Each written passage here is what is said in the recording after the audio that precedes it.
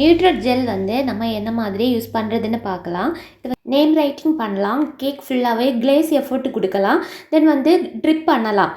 இது வந்து நீங்கள் நேம் ரைட்டிங் பண்ணுறீங்கன்னா டைரெக்டாகவே இதை வந்து யூஸ் பண்ணிக்கலாம்.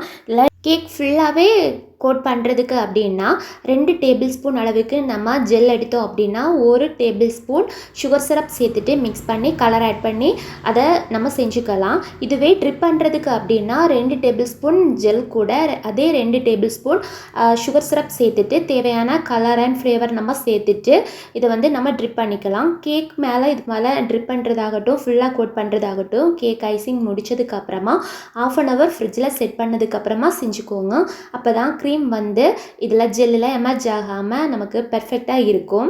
பிகினர்ஸாக இருந்தீங்கன்னா இந்த ஜெல்லை வந்து பைப்பிங் பேக்கில் எடுத்துகிட்டு நீங்கள் கேக் மேலே ட்ரிப் பண்ணலாம் ஓரத்தில் இருந்தே. இந்த மாதிரி யூஸ்ஃபுல்லான டிப்ஸ் தெரிஞ்சுக்க நம்ம சேனலை சப்ஸ்கிரைப் பண்ணிக்கோங்க, மறக்காமல் லைக் பண்ணுங்கள்.